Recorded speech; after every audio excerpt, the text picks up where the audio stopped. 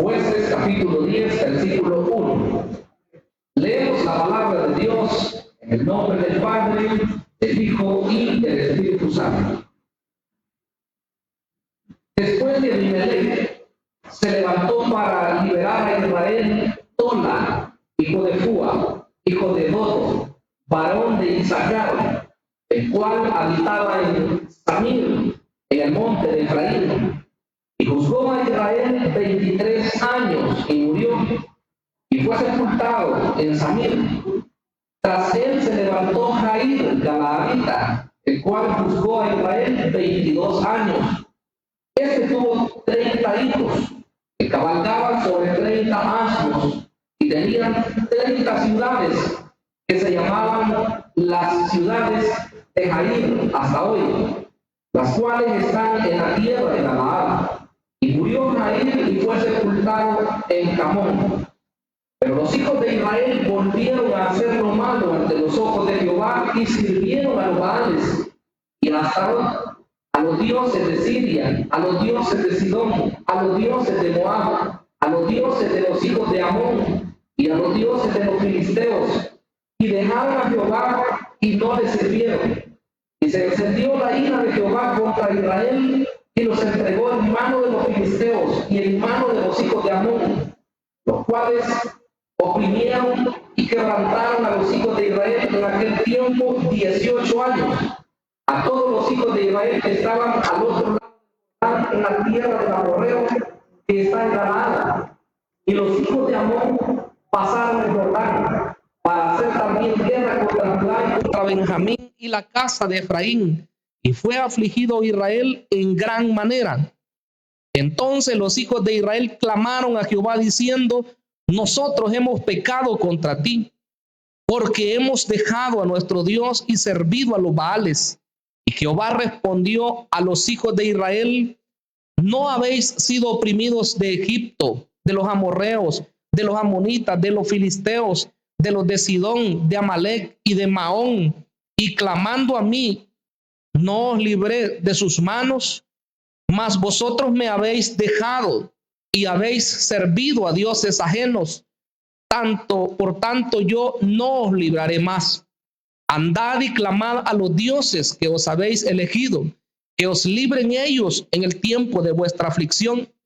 Y los hijos de Israel respondieron a Jehová: hemos pecado. Haz tú con nosotros como bien te parezca. Solo te rogamos que nos libres en este día. Y quitaron de entre sí los dioses ajenos y sirvieron a Jehová. Y él fue angustiado a causa de la aflicción de Israel. Entonces se juntaron los hijos de Amón y acamparon en Galaad, y se juntaron asimismo los hijos de Israel y acamparon en Mizpa. Y los príncipes y el pueblo de Galaad dijeron el uno al otro: ¿quién comenzará la batalla contra los hijos de Amón? Será caudillo sobre todos los que habitan en Galaad. Oremos. Padre, que estás en los cielos, maravilloso, glorioso es tu nombre.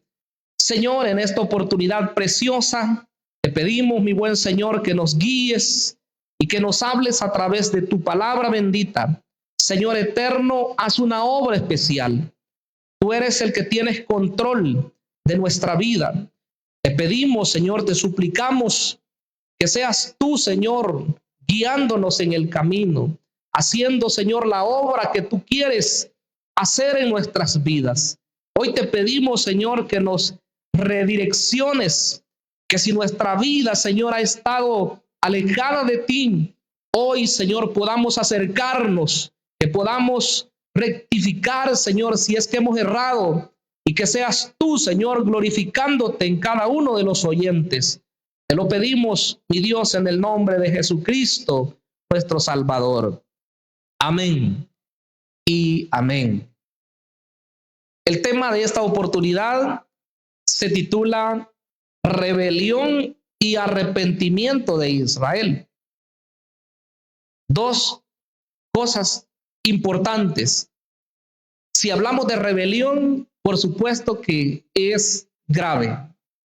Es algo muy serio y así debemos considerarlo. Pero la parte del arrepentimiento es clave, también. Y creo que debemos tomar muy en cuenta lo que hoy pues el Señor nos dice a través de su palabra. Ya conocíamos anteriormente cómo Israel en el tiempo de los jueces tuvo una forma de vida bastante complicada. Según la Escritura, y decíamos desde el mismo inicio, se dice que en esos tiempos no había rey en Israel y dice que la gente hacía lo que bien le parecía. Creo que esa no es la mejor manera de vivir. Por supuesto que hablo de los creyentes, porque el mundo hace lo que se le antoja, ¿verdad? La persona que no conoce a Dios, ellos hacen lo que ellos quieren y nadie los gobierna según ellos, aunque los gobierna Satán. Pero la realidad es que el creyente es llamado a obedecer a su Dios. El Hijo de Dios es llamado a dejarse guiar por el Espíritu Santo de Dios. Hermanos, encontramos en ese libro de Jueces una serie de ciclos. Hay que recordar eso. Varias veces ellos se desviaron del camino de Dios y se fueron tras otros dioses. Y fue así como Dios permitió que vinieran los enemigos, que los conquistaran, que los oprimieran por muchos años. Y cuando clamaban, Dios los libertaba. Hemos visto ya varias oportunidades en las cuales Dios los libertó. Y entre esos hombres hemos hablado ya de varios. Y en esta parte primera del capítulo 10 se mencionan a dos más. Se menciona a Tola y se menciona a Jair.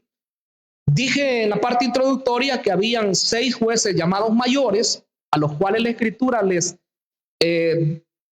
da bastante importancia y les declara mucho espacio, o les da mucho espacio. Pero hay 6 que solamente son mencionados circunstancialmente. En este caso, estos 2 pues solamente son mencionados. Y si usted se fija, dice que uno de ellos estuvo gobernando o juzgando durante 23 años. El otro dice que estuvo juzgando a Israel durante 22 años. Entonces, el tiempo no es lo que determina, ¿verdad?, la importancia del gobierno de alguien, sino más bien lo que esta persona hace en el tiempo que dirige una nación o una iglesia o un grupo de personas, puede ser. En este caso, pues solamente son mencionados y hasta ahí nada más. Sí se dice también que el tiempo en que ellos juzgaron a Israel también probablemente no era sobre las 12 tribus o sobre toda la nación, sino en algún lugar en específico. En el caso de Jair, se entiende que fue específicamente en la tierra de Galaad. Esa tierra de Galaad estaba al este de la tierra de Israel.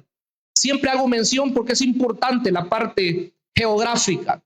La tierra de Israel está de norte a sur, así en una franja, podemos decir, larga, de norte a sur. Pues del río Jordán, que es lo que divide propiamente la tierra de Israel con el resto de otras naciones, hoy en día incluso, pues a la derecha de nuestro mapa, si nosotros vemos la tierra de Israel, a la derecha, al otro lado del río Jordán, ahí estaba la tierra de Galaad. Ahí gobernaba, en el caso de Jair. Lo menciono porque nos sirve de contexto también para el hombre que hoy comenzamos a ver. Es Jefté. Por supuesto que acá todavía no lo hemos mencionado en el capítulo 10, pero la lectura continúa. Si ustedes ven ahí en su Biblia, notarán que la lectura donde hemos dejado hoy, que finaliza el capítulo 10, está continua con el capítulo 11 en la mayoría de Biblias. ¿Por qué?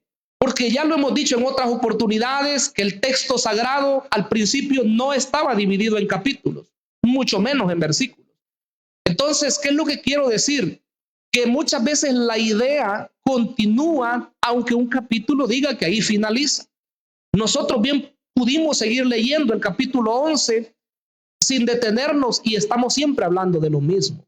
Pero claro, el tiempo no alcanzaría para hablar de todo.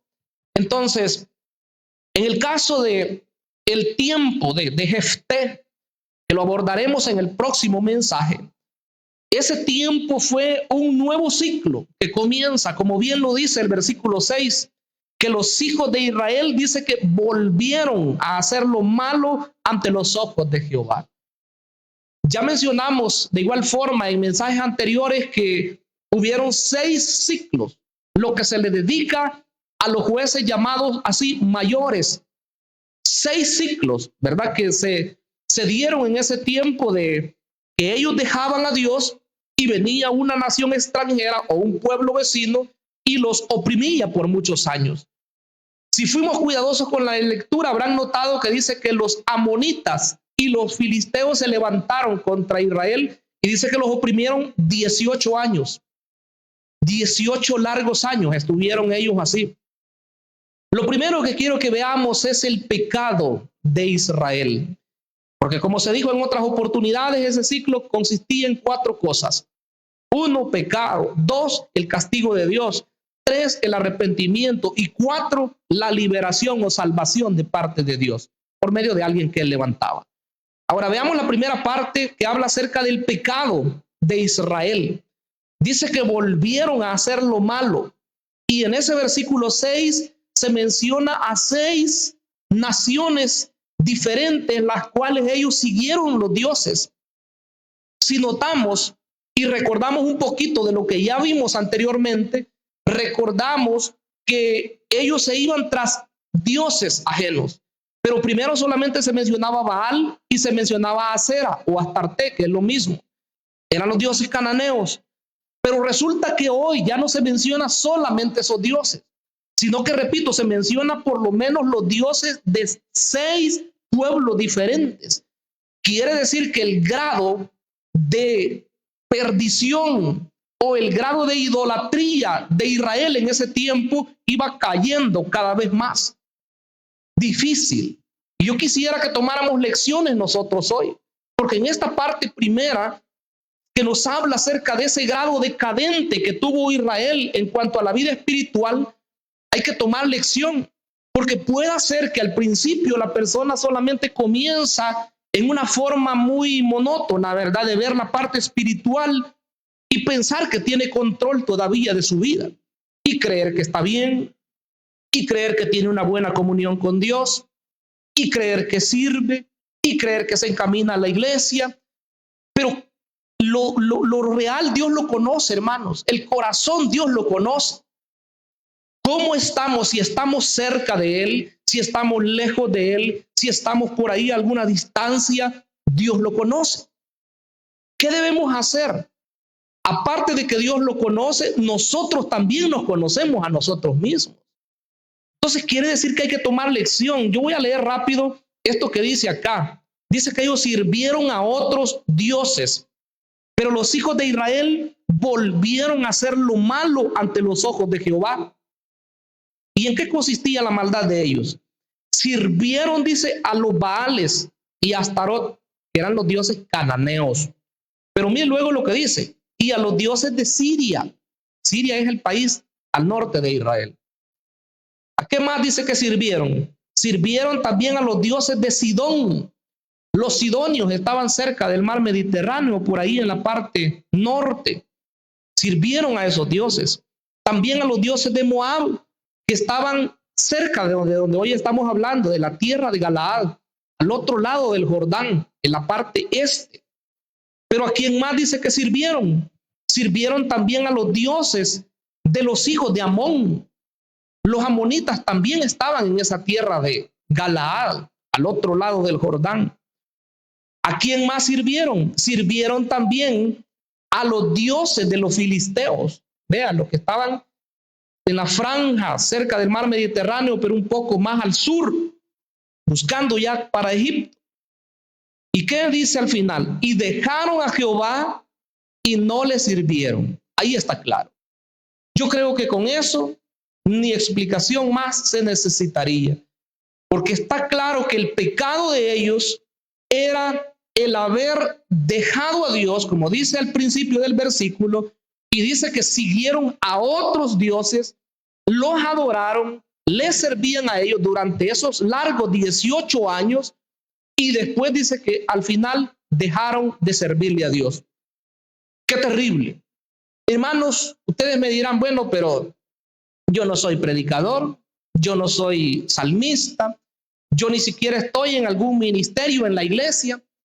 Servir a Dios no se refiere solamente a alguno de esos ministerios que acabo de mencionar, sino que servir a Dios se refiere con todo lo que nosotros somos, porque todo verdadero hijo de Dios le sirve a su Dios. Oiga lo que dije, todo verdadero hijo de Dios le sirve a su Dios. ¿Cómo le servimos nosotros? Va a ver que me va a dar la razón. Cada uno de nosotros como creyentes, nosotros tenemos una tarea y una comunión con Dios a través de la oración.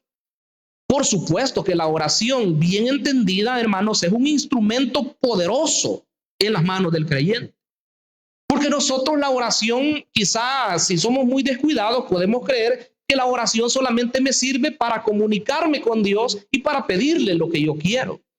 Pero usted y yo sabemos que la oración es algo más que eso, que la oración es un instrumento de guerra en las manos del creyente, que a través de la oración se libran batallas importantes, porque no solamente clamamos por nosotros para que el Señor nos proteja y nos cuide de las acechanzas del enemigo, sino que también es el instrumento que Dios nos ha dado para poder, hermanos, orar por otras personas cuando están enfermas, cuando están amenazadas, cuando tienen un problema, y nos unimos todos en oración, o las personas que se dan cuenta de X situación, y Dios, hermanos, que es tan misericordioso, a través de ese clamor, Él levanta a la persona o resuelve el problema, y vemos, hermanos, la gloria de Dios a través de lo que Él hace con un pueblo que ora. Bendito sea el Señor. Entonces, cada uno de nosotros, nuestro servicio no es solo predicar, no es solo cantar, no es solo pararnos aquí en las puertas o algo que hacemos como ministerios, sino que nuestro trabajo va mucho más allá. Y hablé de la oración porque creo que todos los creyentes oramos a Dios, ¿verdad? O deberíamos de orar a Dios, porque hay personas que incluso siendo creyentes no le oran a Dios. Y quiero decirle que si ese fuera el caso de alguien de los que estamos acá o alguien que nos pueda ver a través de la red, ya es un caso extremo. Porque un creyente que no le ore a su Dios es peor que un incrédulo. ¿Sabe por qué? Porque el incrédulo, él no conoce a Dios. El incrédulo ni siquiera sabe qué es orar. Si usted recuerda, cuando nosotros venimos al Señor, nosotros no sabíamos qué era orar. Claro, los que nos discipularon nos dijeron, usted ore con Dios. ¿Y qué es la oración? Es hablar con Dios. Usted lea la Biblia, usted vaya a la iglesia, congréguese, pero uno estaba nulo de eso. Pero conforme va pasando el tiempo, se va dando cuenta uno de lo precioso que es. Y por eso es que el enemigo quiere detener al creyente para que no ore. Cuando estamos algo descuidados o muy descuidados quizás, nomás comienza la oración y comienza a dormirse la persona. Eso pasa. Así que si usted está orando y nomás comenzó a orar y le agarró un gran sueño, peligroso, cuidado. Todos en algún momento creo que ya nos hemos dormido orando. No se vaya a asustar demasiado. Todos en algún momento creo que ya nos hemos dormido orando. Pero eso no quiere decir que todas las veces, ¿verdad? Cuando comenzamos a orar como que si ese fuera un somnífero que nos dan, ¿verdad?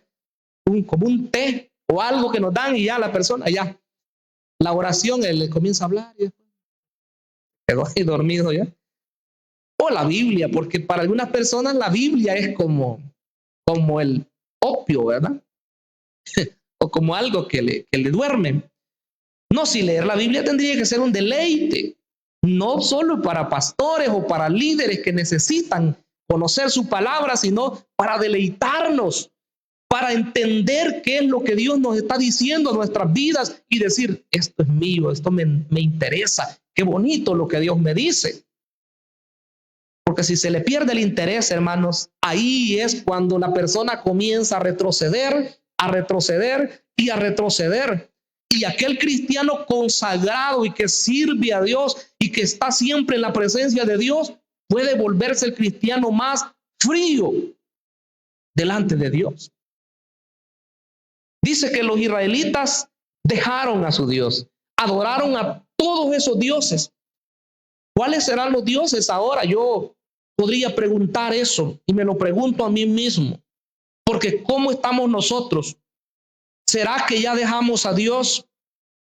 ¿Cuáles son los dioses a los cuales nosotros podríamos estar sirviendo hoy?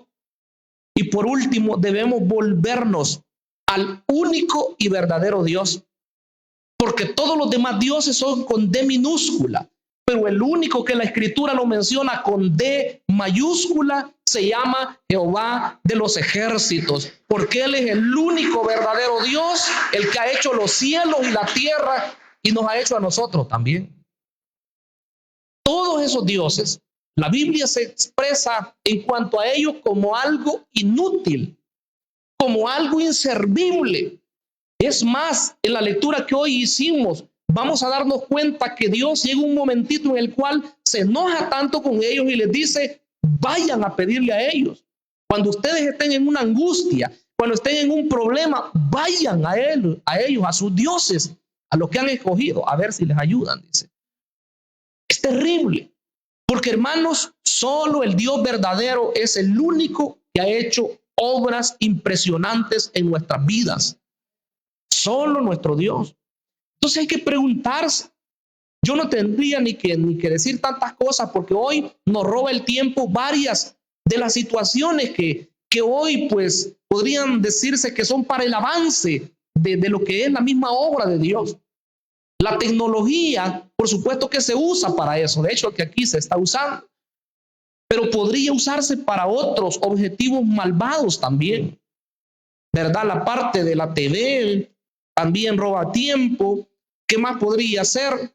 Podría ser los afanes de este mundo, podría ser vagancias, podría ser las modas, podría ser los deportes, podría ser cualquier cosa. Cuando algo ocupa el lugar que Dios merece o que a Él le corresponde, eso se convierte en un Dios. Usted me dirá, bueno, pero ¿y entonces? Ya no vamos a trabajar, ya no nos vamos a divertir quizás en algún deporte, ya no vamos a salir a pasear a algún lugar. Por supuesto que sí, porque somos personas naturales, aparte de ser creyentes en Cristo, somos personas que estamos en este mundo. Pero el creyente, hermanos, sabe que el centro de su vida es Jesucristo. El centro de nuestra vida es adorar al Dios Todopoderoso. El mayor deleite de un cristiano es estar en la presencia de Dios. Claro que nosotros hacemos otras cosas y nos desenvolvemos en nuestro entorno, y como padres, las hermanas como madres, los muchachos como jóvenes. Y no es que uno va a decir, y te prohíbo, ¿verdad?, que corras, y te prohíbo que jugues. No, hermano, no es eso. Lo que pasa es que el creyente ha aprendido a entender sus prioridades, ¿verdad? Y sabe que nada de este mundo le podrá apartar de Dios. Cuando el creyente ha crecido espiritualmente, sabe quién es su Dios.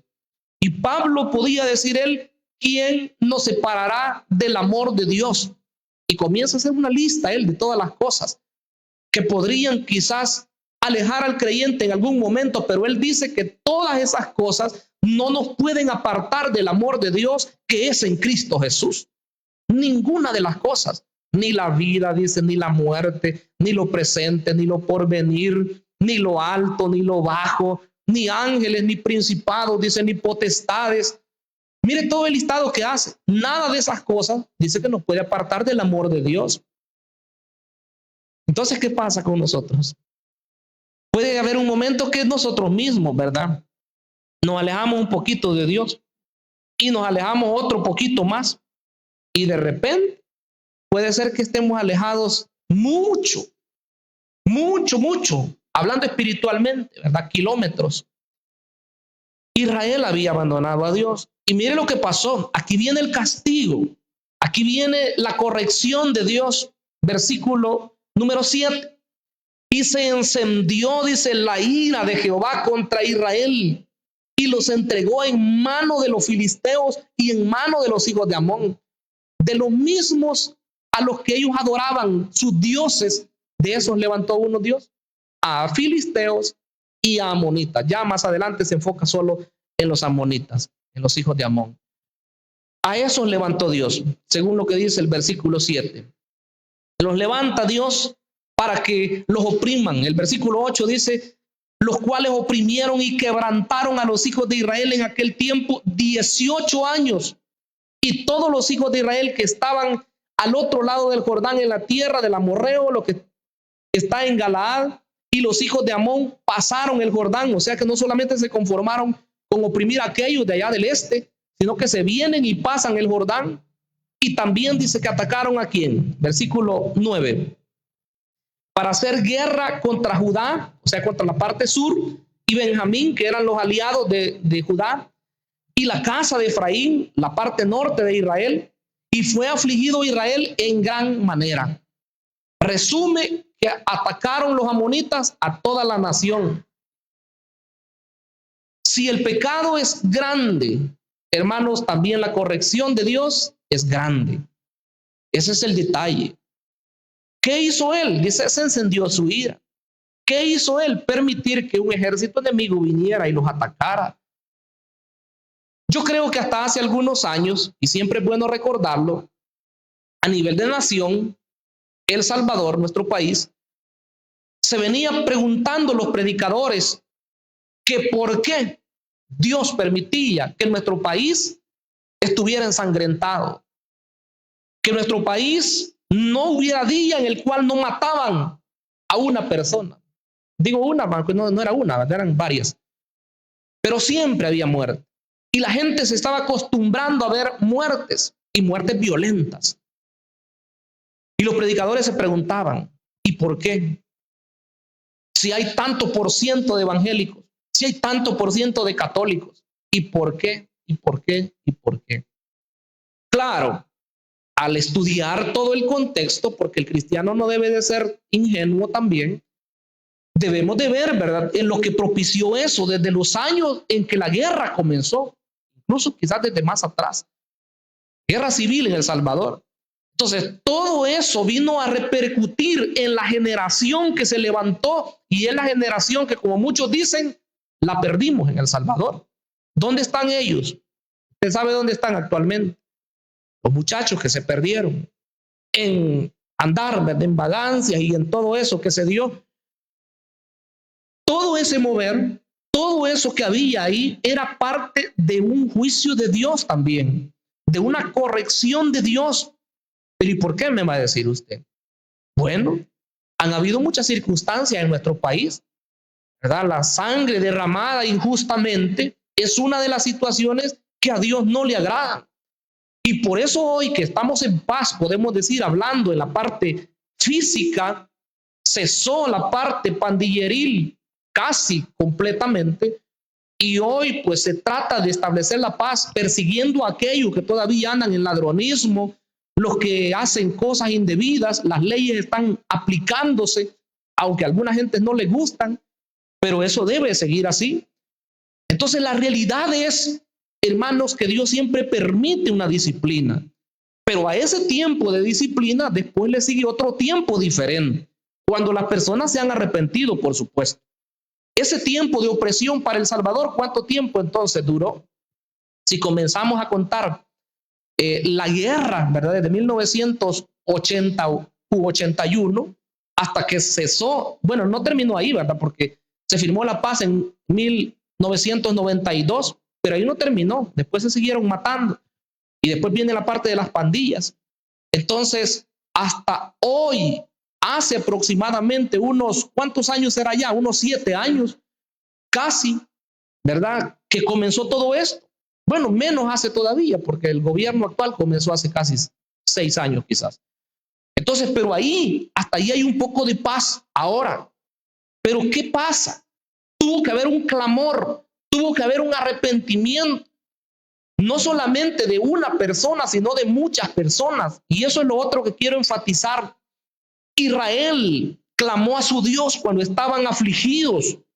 El versículo 10 dice, entonces los hijos de Israel clamaron a Jehová diciendo, nosotros hemos pecado contra ti, porque hemos dejado a nuestro Dios y servido a los Baales.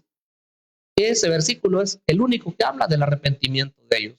Pero yo creo que ahí dice mucho. porque ellos reconocieron su pecado, que es una de las cosas principales que toda nación o que todo grupo o que toda casa o que todo individuo de manera personal debe hacer o debemos hacer delante de Dios. ¿Por qué? Porque dice, hemos pecado, dice ahí ese versículo. Clamaron ellos a su Dios y dijeron, nosotros hemos pecado contra ti.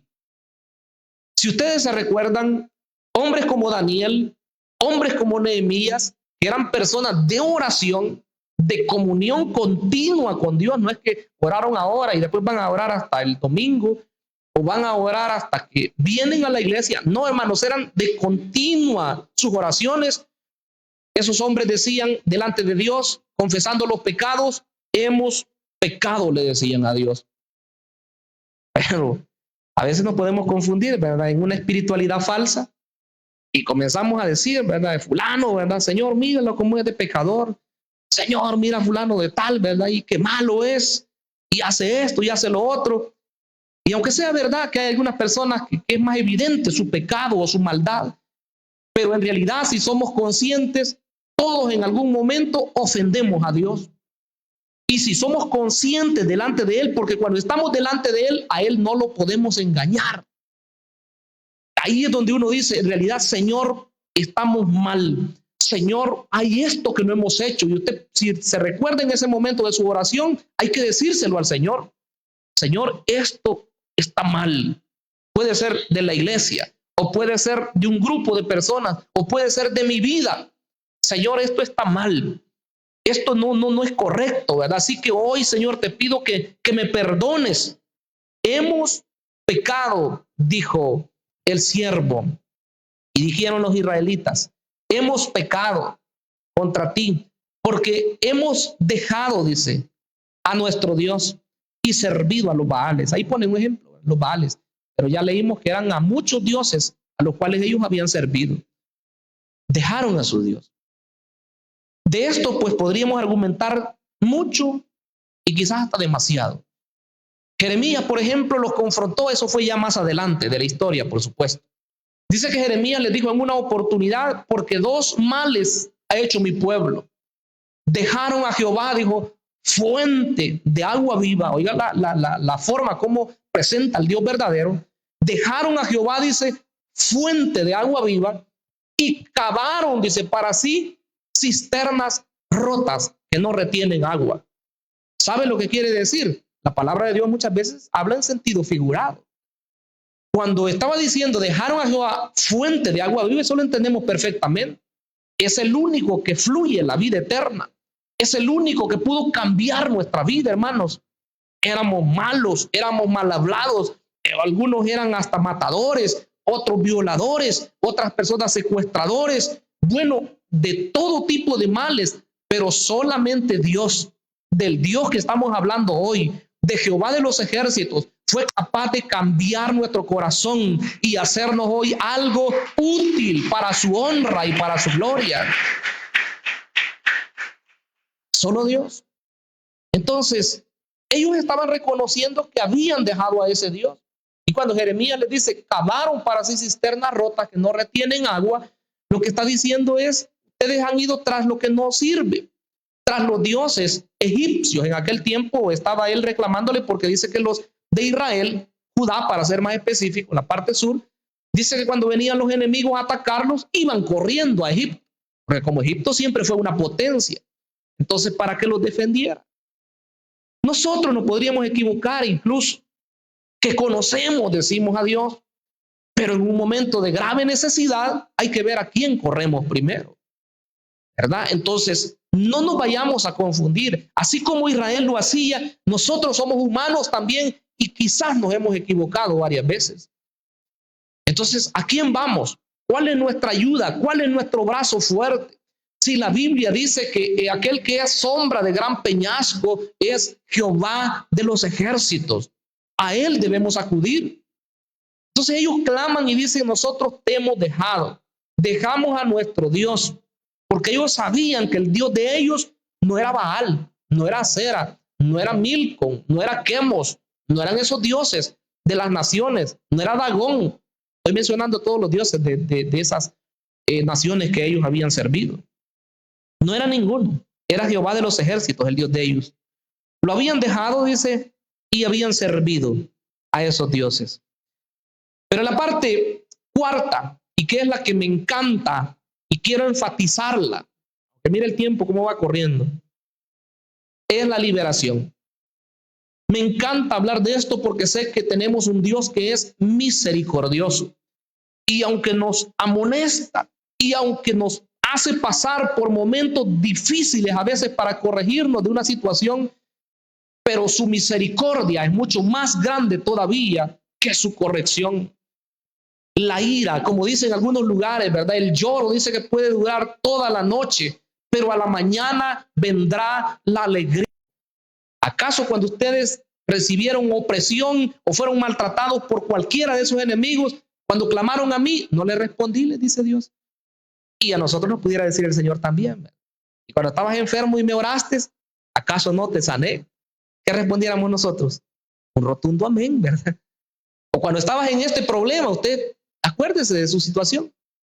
Y usted dirá, sí, clamé a Dios y Dios me respondió. Entonces quiere decir que la ingratitud no era de Dios. La ingratitud era del pueblo que había dejado a su Dios. Mire qué terrible. Yo los libré, le dice. Y la respuesta es afirmativa, es positiva. Tenemos que decir sí. El 13 dice, mas vosotros me habéis dejado y habéis servido a dioses ajenos. Por tanto, yo no os libraré más. En ese momentito es como que así los papás, ¿verdad? Ya no. Una más no te aguanto, le dice, ¿verdad? Si me haces otra, y ya cuando ha pasado esa, y es la segunda, o le dijo dos, y si me haces la tercera, ahí ya no, y si se da la tercera, te dije, te lo dije y otra vez, ¿verdad? Me pones en pena, me pones en vergüenza. Hermanos, así se portó Israel para con su Dios. ¿Cuántas veces lo dejó? ¿Cuántas veces lo abandonaron a Dios? Muchas veces. Y ellos fueron así. ¿Y nosotros? Terrible, hermanos, situación. Ustedes me han dejado, les dijo Dios. Ya no los voy a librar. Yo quisiera leer acá dos pasajes del Antiguo Testamento para que se aclare un poco más la idea. Según el Deuteronomio capítulo 8, versículo 19, retrocediendo un poco ahí en la Biblia. El Deuteronomio 8, 19, oiga lo que dice la palabra. Mas si llegares a olvidarte de Jehová tu Dios y anduvieres en pos de dioses ajenos y les sirvieres y a ellos te inclinares, yo lo afirmo hoy contra vosotros, que de cierto pereceréis. Como las naciones que Jehová destruirá delante de vosotros, así pereceréis, por cuanto no habréis atendido a la voz de Jehová vuestro Dios. Entonces Dios lo había dicho, se lo advirtió a ellos antes que entraran a la tierra. Y creo que a nosotros el Señor nos ha hablado bastante claro, y en estos últimos días la palabra ha sido así, ¿verdad? Esto es lo bueno, háganlo y van a tener bendiciones. Esto es lo malo, no lo hagan, porque si no, van a tener consecuencias. Entonces, la palabra es bien clara, desde la ley hasta hablar del Nuevo Testamento, porque ayer nos predicaron en el Nuevo Testamento. Entonces, la palabra es siempre la misma, es palabra de Dios. Entonces, Dios les había dicho a ellos, les había advertido de esa forma, incluso en este mismo libro, en el capítulo 31, versículo 16. Mire lo que dice, y Jehová dijo a Moisés, he aquí tú vas a morir con tus padres, y este pueblo se levantará y fornicará tras los dioses ajenos de la tierra donde va para estar en medio de ella. Y me dejará e invalidará mi pacto que he concertado con él. Y se encenderá mi furor contra él en aquel día. Y los abandonaré y esconderé de ellos mi rostro. Y serán consumidos. Y vendrán sobre ellos muchos males y angustias. Y dirán en aquel día, no me han venido estos males porque no está mi Dios en medio de mí. Como quien dice que ellos iban a reconocer eso. Yo creo que es importante, hermanos, cuando se atraviesa una situación difícil, hacer un autoexamen, ¿verdad? No estoy hablando que otro creyente vaya y le acuse, porque eso es como los amigos de Job, ¿verdad? Que acusaron al siervo. No, estoy hablando de un autoexamen. Cuando viene una situación, hay que ver, ¿verdad? Si algo nosotros tuvimos que ver, o hay que ver si es una prueba de Dios, ¿verdad? Nada más, porque tiene otro propósito. Entonces, autoexamen. Pero si volvemos al pasaje que tenemos, el siguiente versículo, dice el 14, andad y clamad a los dioses que os habéis elegido, que os libren ellos en el tiempo de vuestra aflicción. Como quien dice, me dejaron a mí, así que hoy ustedes le han servido a ellos, los han adorado, vayan y que ellos les ayuden. Pregunto, ¿esos dioses podían hacer algo por ellos? No. Lo mismo ahora. Si nosotros sabemos que Dios es el Todopoderoso y lo hemos comprobado con las formas como Él nos ha ayudado muchas veces y nos ha mantenido estables, saludables, con familia, con trabajo, estando bien emocionalmente, y si nosotros dejáramos a Dios por otras cosas y después en ese momentito, ¿cómo le decimos a cualquiera de esas cosas locas que nos ayude? ¿Verdad? ¿Cómo le decimos allá, verdad, la perdición, a las vagancias, a los bailes? ¿Quién nos va a ayudar allá?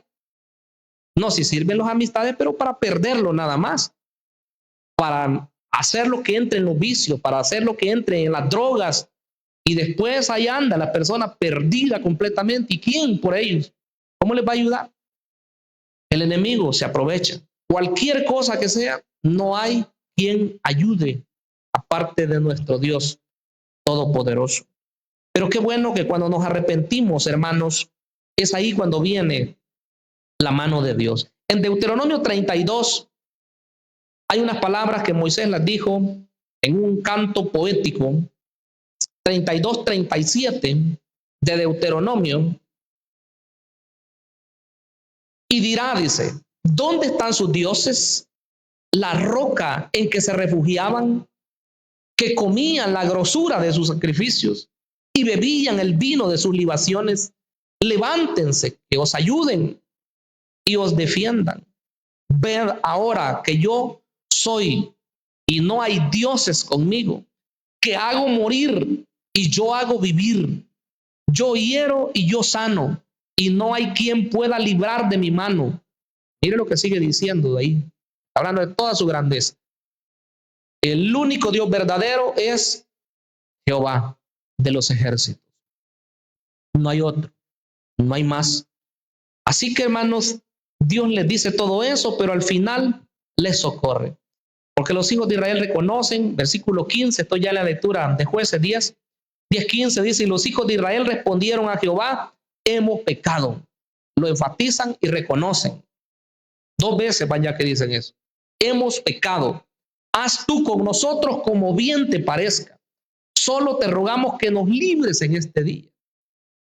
O sea, un arrepentimiento sincero. Eso era lo que estaba ocurriendo ahí. Reconocían que de verdad se habían apartado de Dios, pero le dice, Señor, si tú quieres disciplinarnos, no importa, hazlo. Como quien dice, lo tenemos ganado. Decía un muchacho en una oportunidad que habían agarrado a unos ladrones y dice que en aquel tiempo, cuando todavía no se había dado el mover de eso, de las pandillas, y dice que los agarraron y les dieron una penqueada y después mandaron a llamar a la policía. Y entonces dice que igual, ¿verdad? Los policías igual les dieron antes de llevárselos y dice que les preguntaban que por qué andaban en esa situación.